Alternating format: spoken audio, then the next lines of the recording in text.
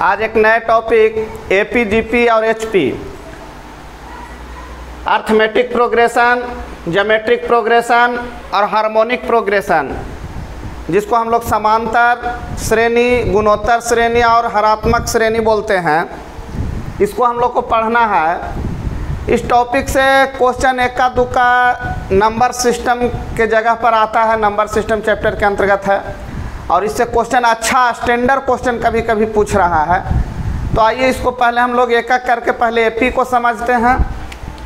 पहले एपी के बारे में जानकारी लेंगे, फिर उसके बाद जीपी के बारे में जानकारी लेंगे, और एचपी तो हल्का सा चीज़ है, उसको केवल जानकारी दे देना है।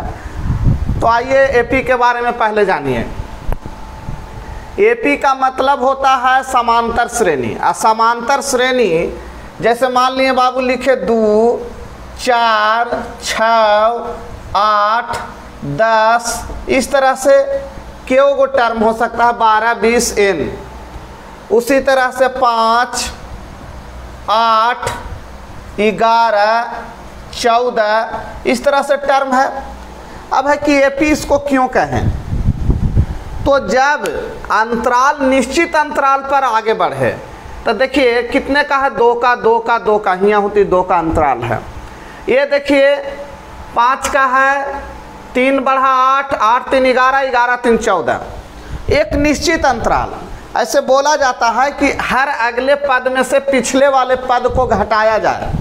हर अगले पद में से पिछले पद को घटाने पर यदि अंतर समान आवे तो उसको हम कहेंगे कि ये समानांतर श्रेणी का चीज़ है, अर्थमेटिक प्रोग्रेशन का चीज़ है। अब प्रश्न उठता है कि इसके पहले पद को क्या कहा जाता है, क्योंकि सूत्र जब बनेगा तो पहला पद को क्या कहा जाता है, अंतर को क्या कहा जाता है, अंतिम पद को किससे डिनोट करते हैं, टोटल को, योग को किससे डिनोट करते हैं, ये सब जानना जरूरी है। तो सबसे पहले ही जान लीजिए कि प्रथम पद यदि ए रहेगा तो सेकंड पद कितना होगा, तो ए प्लस डी होगा, जितना के डिफरेंस रहेगा। थर्ड पद कितना होगा, तो ए प्लस 2d होगा। यानी कि इसी तरह से यदि रहा तो अब एक चीज़ समझ लीजिए बाबू, पहला पद में क्या डिफरेंस जोड़ें तो d, दूसरका पद में तो 2d डिफरेंस जोड़ें दूसरका में, तीसरका में 2d। एक मतलब एक आकलन मिल रहा है कि आगे जाके जब nवां पद कोई पूछेगा तो a plus n-1 into D हो जाएगा। यानी जौन सा पद अगर आपसे कोई पूछेगा कि प्रथम पद दिया हुआ है, डिफरेंस दिया हुआ है, और कहेगा कि 8वां पद क्या होगा, तो 8वां पद निकालने के लिए a प्लस 7d लिखना पड़ेगा। देखिए पहला पद ज्यों के त्यों, दूसरा पद यानी 1d, तीसरा पद यानी 2d, यानी जेमा पद खोज रहा है उसमें से एक कम d से गुना किया जाता है। तो nवां पद तो a plus n-1 into D. अब ये समझ में नहीं आ रहा है कि n किसको कहते हैं, तो आप समझिए प्रथम पद को बाबू a से डिनोट किया जाता है, अंतिम पद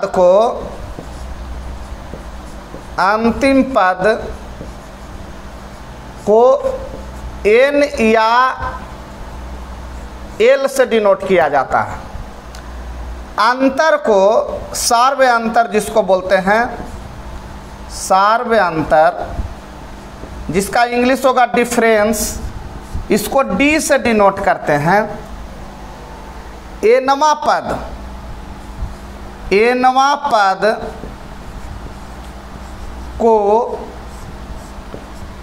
tn से डिनोट करते हैं और अंतिम पद को l से डिनोट करते हैं।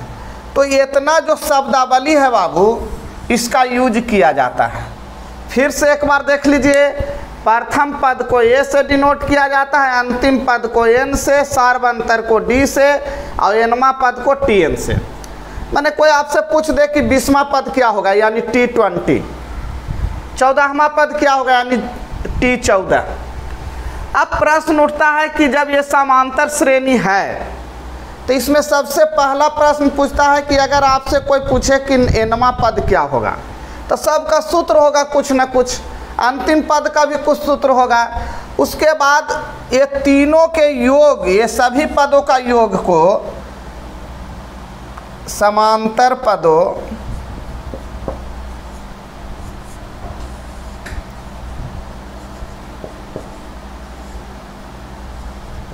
का योग, यानी समांतर श्रेणी में पदों का योग बराबर, उसको हम लोग एसएन से डिनोट करते हैं, यानी सम ऑफ नंबर्स, यानी एसएन से डिनोट करेंगे। तो इसको बाबू आप लोग कॉपी पेस्ट कर लीजिए, इसके बाद आगे हम क्लियर करते हैं। देखिए बाबू, एक श्रृंखला आपका एपी का उठा रहा है ए प्लस डी, ए प्लस 2D, ए प्लस 3D, इसी तरह डॉट डॉट आगे जाएगा। अब आपसे कोई पूछ दे एक सूत्र निकालने के लिए कि tnवा पद, इसका अर्थ हुआ कि t टर्म n, माने यदि इस तरह से n तक यदि टर्म जाए तो nवा पद का वैल्यू कितना होगा। nवा पद कोई ज़रूरी नहीं है, जैसे 20 कह दिया था 20वां पद, 30 कह दिया था 30वां पद, तो उसके लिए कहता है a plus n-1 into D. देखिए रटने का ही ज़रूरत नहीं है तो सूत्र। अगर आपसे tnवा पद या अंतिम पद पूछे तो a plus n-1 into D. अगर एक जगह पर पूछेगा 14वां पद तो 14 में से 1 घटा के डिफरेंस से गुना प्लस a। अब आपसे पूछ दे इसी में कि कौन सा पद है, माने n का वैल्यू अगर पूछ दे कि tnवा माने n पद का मान क्या है, तो इसको निकालने के लिए सबसे पहले ही जान लीजिए बाबू कि समांतर श्रेणी में हम लोग पढ़े थे एवरेज। तो एवरेज बराबर हम लोग पढ़े थे फर्स्ट प्लस लास्ट बाई 2। तब फर्स्ट प्लस लास्ट बाई 2, तो जो भी हो बाबू, अगर मान लिए कि लास्ट में nवा पद कोई है तब फर्स्ट संख्या a होगा, लास्ट पद n होगा, अब बटे 2, लास्ट पद को l से भी डिनोट कीजिए बटा 2।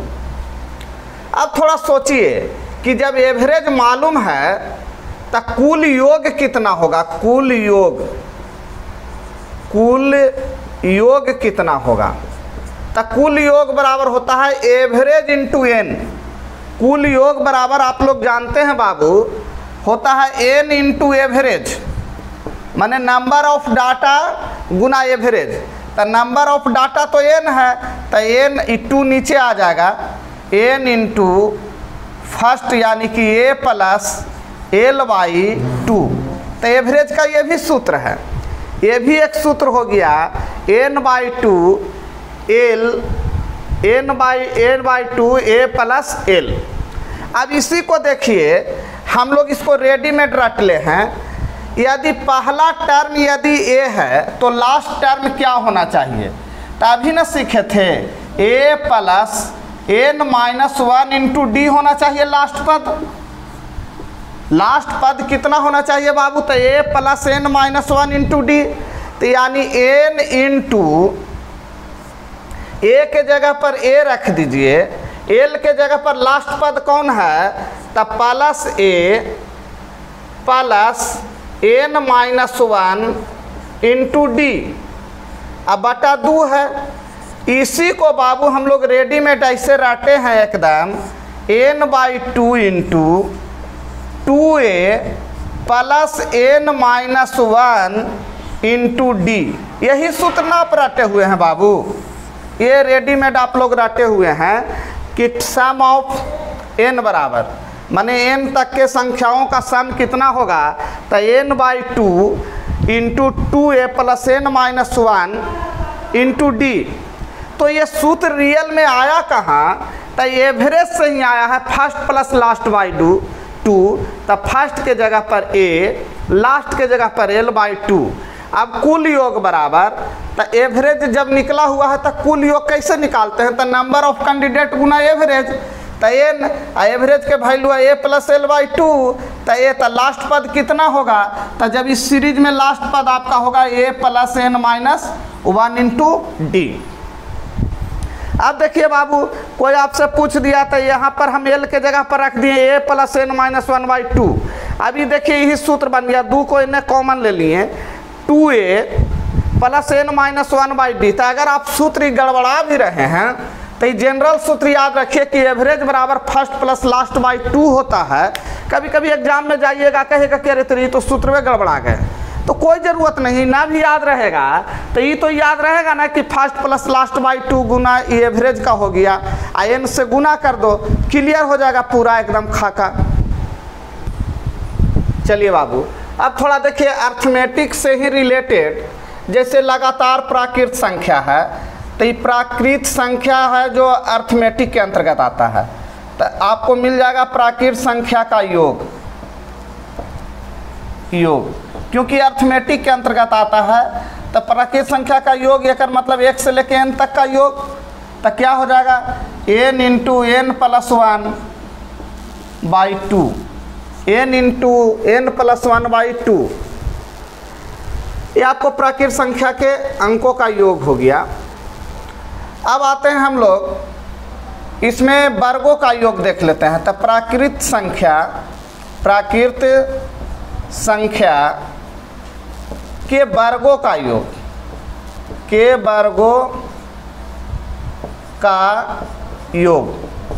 तब वर्गों का योग बराबर हो जाता है बाबू n into n plus 1 into 2n plus 1/6। अब एक और होता है प्राकृत संख्या के घनों का योग, प्राकृत संख्या के घनों का योग। तब प्राकृत संख्या का घनों का योग क्या हो जाएगा बाबू? तो n इंटू n प्लस 1/2, यानी प्राकृत संख्या का जो होता है वही है, और घन है तो इसका स्क्वायर कर देते हैं सिर्फ। तो ये तीनों सूत्र हमको पूरा विश्वास है कि आप लोग पहले से जान रहेंगे, इसलिए कोई ज़्यादा परेशानी नहीं है। देखिए बाबू, इतना ये सूत्र हुआ केवल एपी का। अब इससे रिलेटेड कुछ हम आप लोग को दर्शन करवा रहे हैं। जैसे मान लिए कि ये 3 है, 6 है, 9 है, 12 है, 15 है, मान लिए यही इतना 15 18 ले लिए। तो अब कोई हमसे पूछे, ये चीज़ हम लिए हैं आपको दिखाने के लिए, लेकिन ये दिखाएगा ना। कह रहा है कि यदि T1 प्लस, इसको प्रथम पद बोलेंगे, इसको लास्ट पर तकेमा है, ये पहला, दूसरा, तीसरा, चौथा, पांचवा, छठा, यानी T6 बराबर बोल देगा कि 18 3 21 है, यानी देल नहीं रहेगा, ये लिख देगा। आपसे पूछेगा कि बताइए T2 प्लस T5 का मान क्या होगा। तो थोड़ा सा सोचिए, आप लोग एनालिसिस कीजिए। आपके सामने ना है डाटा बाबू। तब 15 6 कितना होगा? तब 15 6 यहू 21 होगा। तो एक मतलब है कि हमसे कह रहा था कि यदि T1 और T6 यानी कि पहला लास्ट, तब पहला लास्ट माने पहला छठा जोड़ के यदि 21 आता है, तो देखो 6 और 1 7, यानी दोनों पदों का योग कितना है 7, यहाँ भी 5 है 2 7, तो उसका भी 21 आवेगा। यानी आगे चल के कोई भी वैसा अगर पूछ दे, जैसे पूछ दे T3 प्लस T4 का योग कितना होगा, कोई ज़रूरत नहीं है आपको कुछ पूछे, सीधा ही जान लीजिए कि 4 3 7, यहाँ भी 6 1 7, तो इसका भी आंसर होगा 21। ना तो जोड़ के देख लीजिए, तीसरा पद 9, चौथा पद 12, 21 होगा। यानी सीरीज में ऐसा क्वेश्चन आपसे पूछेगा कि किसी एपी में T6 प्लस T8 बराबर इतना दिया हुआ है, तो 8 6 14 हो गया। अब 14 कहीं से जोड़ के आपको दे देगा 1 प्लस 13 का मान कितना होगा, यानी T1 प्लस T13 का मान कितना होगा। तो इस तरह का क्वेश्चन जिस समय हम किताब बनाएंगे RS अग्रवाल, तो मिलेगा, वहाँ पर आपको सहयोग मिलेगा। तो इस तरह के जितना भी क्वेश्चन है वो हम लोग सॉल्व करते हैं। कभी कभी ऐसे दे देता है कि यदि 15वां पद इतना है या 16वां पद इतना है, तो प्रथम पद ज्ञात करें। तो मान लिए बाबू कोई सीरीज है जिसमें कह रहा है कि 15वां पद इतना है, तो 15वां पद का मतलब होता है a प्लस n माइनस 1, तो 15 पद है तो 15 माइनस 1 ना, इंटू डिफरेंस बराबर कितना देले है, कुछ देले होगा डाटा। अब फिर कहेगा a प्लस, अब ये कहेगा 10वां पद इतना है, तो 10 माइनस 1 d बराबर कुछ देल रहेगा। अब सोचिए इसको सोल्व कीजिएगा बाबू, तो आवेगा पहल का समीकरण को ऐसे लिख सकते हैं a प्लस 14d बराबर कुछ होगा और a प्लस 9d बराबर कुछ होगा। अब इसको जोड़ विधि घटाव करेंगे तो ये देखिए ऐसे ऐसे हो जाएगा, ये कट जाएगा, 14 में से 9 गया यानी 5d बराबर आपको मिल जाएगा। जो भी डाटा रहेगा वो तो d निकल जाएगा, और जब d निकल जाएगा तो पहला समीकरण में डाल देंगे तो ये निकल जाएगा। किसी भी समीकरण में फिर आप इस तरह से निकाल सकते हैं। तो आपको हो सकता है एग्जाम में इस तरह से क्वेश्चन रहे कि यदि किसी श्रृंखला का 14वां पद इतना दिया हुआ है और 17वां पद इतना है, तो बताइए प्रथम पद क्या होगा या डिफरेंस कितना का है, या अंतिम या पूछ देगा 28वां पद क्या होगा। तो जब एक बार d और a निकाल लेंगे तो फिर आपसे जौन सा पद पूछेगा बाबू आराम से आप निकाल सकते हैं। देखिए बाबू एक क्वेश्चन लिए हैं एपी का, किसी समांतर श्रेणी का चौथा पद 14 है तथा 12वां पद 70 है, तो इसका प्रथम पद क्या होगा। अरे बाबू चौथा पद को कैसे लिखेंगे, पहला पद a होता है, तो दूसरा पद कितना होता है बाबू a प्लस d, तो तीसरा पद a प्लस 2d, तो हमारा चौथा पद होगा a plus 3d, a plus 3d बराबर 14। फिर कह रहा है कि 12वां पद, तो जब चौथा पद a प्लस 3d है तब 12वां पद कितना होना चाहिए a प्लस 11d, यानी जितना पूछता है उससे एक कम d होता है। आई कितना दिले है वैल्यू बाबू 70। तब आपसे पूछा जा रहा है कि बताइए a का मान क्या होगा। तो देखिए हम लोग ऐसा भी कर सकते हैं कि डायरेक्ट d को बराबर करके निकाल लें, ना तो सबसे सिंपल होगा कि a को पहले काट दीजिए और दूसरा स्टेप में जब d निकलेगा तो d देखिए बाबू माइनस में जा रहा है, माइनस में कितना, तो 7 8 3 11 8d, और इधर देखिएगा कितना जाएगा बाबू 54 56 छपने न जाएगा, हाँ तो माइनस से माइनस कट गया, 8 7 56, यानी d का मान 7 है। जैसे ही d का मान इसमें 7 रखेंगे तो a प्लस 7 21 बराबर 14, इसीलिए a बराबर 21 में होने जाएगा तो माइनस होगा, तो 14 माइनस 21 यानी रिजल्ट माइनस में आने वाला है, कितना था 7। तो आपसे यही तो पूछता है एग्जाम में, तो ये थोड़ा कॉन्सेप्ट आप लोग को धीरे धीरे क्लियर हो जाएगा कि समांतर श्रेणी में 8वां पद 10वां पद कुछ भी दे दे तो इस तरह का क्वेश्चन को हम लोग ऐसे करके बना लेंगे कि अगर चौथा पद कह रहा है यानी a प्लस 3d, अगर 8वां पद कहता तो a प्लस 7d, 12वां पद कहता था a प्लस 11d, 17वां पद कहता था a प्लस 16d। ये लिखने का तरीका हम लोग को सीख लेंगे और उसके बाद आराम से क्वेश्चन हम लोग बना लेते हैं। देखिए बाबू एक क्वेश्चन है समांतर श्रेणी माने एपी में 4 9 14 19 का कौन सा पद 109 है। अगर बाबू एपी में होगा, अगर रियल में एपी में होगा तो आपको मालूम होना चाहिए कि डिफरेंस बराबर होगा। तो 5 4 9 9 5 14 14 5 19 यानी हम मान लिए कि है। तो कह रहा है कि ऐसे ही जब गया होगा तो केमा पद आपका 109 होगा। जैसे दूसरा पद 9 है, तीसरा पद 14 है, तो ऐसे जाते जाते आगे 109 मिला था। तो कह रहा है कि बताइए वो केमा पद होगा। तो इसके लिए आप लोग को सबसे पहले ये जानना होगा कि टी एन बराबर क्या होता है। तो इसके लिए हम लोग बताए थे कि a plus n minus 1 into D. अब इस सूत्र पर दिखा रहे हैं, बाद में इसका जरूरत नहीं पड़ेगा, आपका कॉमन सेंस काम करे लगेगा।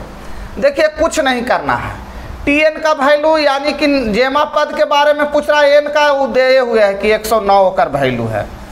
ए का वैल्यू दिया हुआ है, प्रथम पद को ए कहते हैं, एन तो निकालना है माइनस डी, डी के वैल्यू कितना का डिफरेंस पर है, तब 5 का, तब 5 हो गया। अब देखिए कुछ नहीं करना है, पहले ही 4 एन आवेगा तो हो गया 105। अब जब 105 तो एन आके 5 इसमें होगा लगेगा बराबर एन प्लस 1 एन माइनस 1 बाबू। ये देखिए 1 5 75 से तो एन बराबर एन आके 1 जुटेगा तब 22, यानी कि 22वां पद आपका जो होगा 109 होगा। अब देखिए इसको एग्जाम में कैसे बनाना है, माइंड सेट कर लीजिए कि यदि ये जो भी पद होगा जेमा पद रहे उसका वैल्यू 109 है, तब प्रथम पद को पहले घटा दीजिए तो कितना आ गया 105। एगो घटाए हैं बाबू, ध्यान रहे, तब बाद में एक जोड़े पड़ेगा। तो जब ये जितना आया घटा के उसको डिफरेंस से भागा दे दीजिए, तो 109 में से 4 घटा प्रथम पद तो हो गया 105। तो जब 5 से भागा दिए डिफरेंस से तो 21 आया, लेकिन ध्यान था ना कि एक पद घटाए थे तो इसलिए एक जोड़ देंगे, यानी 21 1 22। तब मुझवानी भी काम करेंगे, ये तो लिखन तो अभी चल रहा है लेकिन एग्जाम में ये सब नहीं चलेगा। अब एक एपी में एक चीज़ लिख लीजिए, समांतर माध्य बराबर समांतर श्रेणी में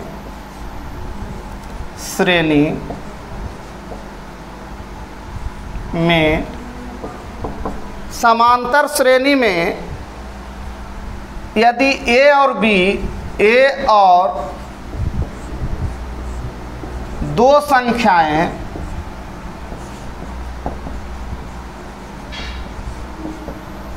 हो तो माध्य बराबर a प्लस बी बाई 2। देखिए इसका विशेष आप लोग को सिखाएंगे, जब तीनों चीज़ का जब लास्ट करेंगे वहाँ पर समांतर माध्य, गुणोत्तर माध्य और हरात्मक माध्य तीनों के बीच रिलेशन एक होता है, वो बाद में बताएंगे सबसे लास्ट में। अब आते हैं हम लोग बाबू गुणोत्तर श्रेणी में। गुणोत्तर श्रेणी में डाटा को किस तरह से देखना है, इसमें मल्टीपल के रूप में भागता है, 3 के मल्टीपल, 2 के मल्टीपल, 1/2 के मल्टीपल, इस तरह से भागेगा। तो मान लिए कि कोई अगर पहला अगर डाटा ए है तो दूसर का डाटा इसमें गुणज होता है तो ए आर होगा, तीसर का ए आर स्क्वायर होगा, चौथा ए आर क्यू होगा, पाँचवा ए आर के पावर 4 होगा।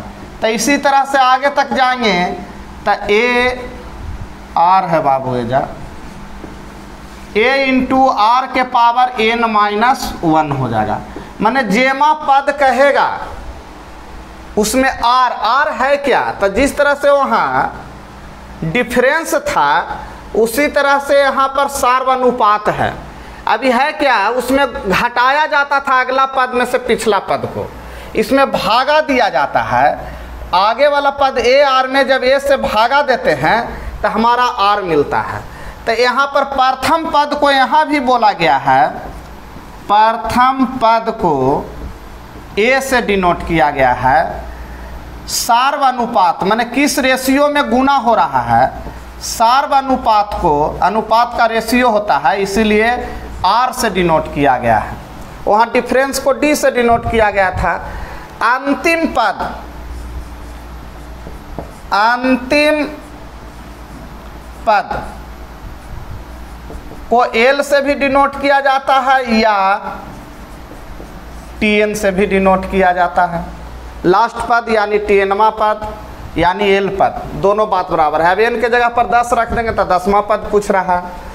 उसके बाद हम लोग को इसमें देखना है कि अगर कोई टीएनवा पद निकालना है तो क्या करेंगे। जैसे मान लिया टीएनवा पद निकालना है, जैसे आपका था बाबू, देखिए 1 2 3 4 5, मान लिया कोई 5वां पद पूछा तो क्या किए, ए इंटू आर के पावर एन माइनस 1, 5वां था तो 5 में से 1 दिया, यानी निकल गया मेरा यही वाला सूत्र हो गया टीएनवा पद बराबर ए इंटू आर के पावर एन माइनस 1। ये आपका रेडीमेड सूत्र हो गया बाबू, क्लियर। अब देखिए इसी में हम लोग को और भी चीज़ सीखना है, जैसे इसमें सम सीखना है कि सम कितना होगा इसको, तो सम के लिए भी सूत्र लिखेंगे, ठीक। तो उसको नीचे पहले इसको उतार लीजिए। देखिए बाबू, प्रथम n पदों का योग, यहाँ देखिए लिखा है इन जीपी, यानी कोई श्रेणी यदि जीपी में है n पद तक है तो उसका योग क्या होगा। तो लिखे a इंटू आर के पावर n माइनस 1 बटे आर माइनस 1, यानी n को हटा के जस्ट वही चीज़ जो है नीचे में लिखा जाता है। लेकिन ये कब होगा, इसके लिए सूत्र है, जब r बड़ा होगा 1 से तब। यानी r जो है, एक उदाहरण देंगे कि अगर मान लिए बाबू श्रृंखला इस ढंग से लिखे कि 2 4 8 12, तब तो इसमें भागा देंगे तो ये डिफरेंस कितना का रहा है 2 के, तो ये का हुआ बाबू, तो इसको कहेंगे ये भागा देला पर 2 आ रहा है रिमाइंडर, तो 2 के गुणज में जा रहा है, r बराबर यहाँ 2 मिला। लेकिन ये श्रेणी ऐसे भी तो हो सकता है 12 8 4 2, तो ऐसी स्थिति में आप देखिएगा जब भागा देंगे, अगला में ना भागल देवल जाता है पीछे से, 16 होगा बाबू, यहाँ 16, यहाँ भी 16 होगा। तो जब ये भागा देंगे बाबू अगला में पिछला से, तो 1/2 आवेगा। तो ऐसी स्थिति में 1 का मान का हुआ 1 से छोटा हुआ। तो जब 1 से बड़ा r रहेगा, जब r 1 से बड़ा तो r आगे, और जब r 1 से छोटा तो 1 आगे। यानी ट्रिक एक तरह से हो गया कि जो बड़ा रहेगा जो आगे रहेगा, यानी r बड़ा रहेगा तो r आगे रहेगा, अगर r छोटा रहेगा यानी 1 बड़ा रहेगा तो 1 आगे रहेगा। अब बाकी सेम सूत्र है। इसी में फिर एक आ जाता है अनंत तक कि इन्फिनिटिव, सम ऑफ इन्फिनिटिव, यदि जीपी में इन्फिनिटिव तक हो, माने n का वैल्यू ना हो इनफाइनाइट तक दे दे इस तरह से, तब हो जाएगा। देखिए n हट जाता है, क्यों हटता है उसका रीजन बताएंगे। 1 माइनस आर बटे 1 माइनस आर। ऐसा क्वेश्चन जब रहेगा तो r का मान निश्चित रूप से जो है 1 से कम होता है, क्योंकि इनफाइनाइट होते जाएगा। और जब ऐसे देगा बढ़ते क्रम में तो निश्चित रूप से हमें n का वैल्यू देगा। तो ऐसे स्थिति में इसका r का मान धीरे धीरे इतना कम हो जाता है कि उसके वैल्यू को इग्नोर कर दिया जाता है। तो इनफाइनाइट तक अगर इस तरह के क्वेश्चन रहे तो a into 1 minus R 1 minus R. अब इसी में समानांतर श्रेणी में आपको माध्य पूछ देगा a और b का जीपी मीन क्या होगा, a और b का गुणोत्तर जीपी मीन, यानी जीपी माध्य क्या होगा। तो लिख देंगे रूट अंडर ए बी। क्या हो जाएगा बाबू, root under a b. HP के बारे में जानकारी लीजिए। तो एचपी के बारे में जानकारी यही लेना है कि यदि ए बी 3 गो यदि संख्या है, ए बी सी यदि 3 गो संख्या है, तो उसको रिवर्स कैला पर मतलब 1/a 1/b और 1/c करने पर वो जो है समांतर श्रेणी में आ जाना चाहिए। वो किस श्रेणी में आ जाना चाहिए, समांतर श्रेणी में। यानी मान लिए कोई सीरीज है एचपी का, अभी एचपी में सीरीज है कि नहीं इसको पहचानने के लिए उसको 1/, करके देखेंगे। अगर वो आ गया समांतर श्रेणी में तो वो हमारा मानेंगे कि एचपी में है। जैसे एक उदाहरण देते हैं बाबू, जैसे 1/2 1/4 1/6 1/8 ये संख्या है। पूछेगा कि एचपी में है या नहीं। अगर एचपी में है तो इसको रिवर्स कीजिएगा तो 2 4 6 8 मिला। तो देखिए तो इस समान अंतराल पर है, तो हम कहेंगे कि एपी है। तो जब ये एपी है तो इहू एचपी है। जो रिवर्स कैला पर एपी बन जाए तो हम कहेंगे कि उसका एचपी भी होगा। ज़्यादातर यही क्वेश्चन पूछता है। अब इसमें मीन बराबर क्या होगा, तो 1/, होगा। एक रिवर्स होता है इसलिए 1/, तो हो जाएगा 1/a प्लस 1/b/2, यानी हो जाएगा बाबू a b a plus b, तो हो जाएगा 2ab। रिवर्स करेंगे तो 2ab/a प्लस b हो जाएगा। अब इसको हम लोग को जानना है कि AP बड़ा या बराबर होता है किससे? जीपी से। जीपी बड़ा या बराबर किससे होता है? एचपी से। ये रिलेशन बार बार एग्जाम में पूछता है कि कौन किससे बड़ा या बराबर होता है। क्लियर? देखिए बाबू, इसमें आर.एस. अग्रवाल लेवल पर हम थ्योरी दिए हैं जिससे कि आर.एस. अग्रवाल का पूरा क्वेश्चन बन जाए। आर.एस. अग्रवाल थ्री राइटर से हमारा जो मिशन चल रहा है उसमें आर.एस. अग्रवाल थ्री राइटर के प्रत्येक क्वेश्चन को चैप्टर वाइज बनाना है। तो ये हल्का थ्योरी दे दिए हैं। अब इसके बाद एक एक क्वेश्चन को हम लोग समझेंगे थ्योरी के आधार पर ही, और प्रयास इसमें थोड़ा सा करना पड़ता है, सूत्र थोड़ा सा याद रखना पड़ता है, इसलिए थोड़ा सा देखते देखते याद हो जाएगा। लगातार चैप्टर को बनाते रहिएगा तो ऐसा कोई सीरियस होने का ज़रूरत नहीं है। तो आप लोग आर.एस. अग्रवाल का 1 से लेकर के इस टॉपिक में टोटल क्वेश्चन 59 है। तो हम चाहेंगे कि आप लोग एक एक क्वेश्चन बाद में उसको अपना कॉपी पर पहले बनाएं, और ना बनता है तो फिर वीडियो देख देख कर बनावें।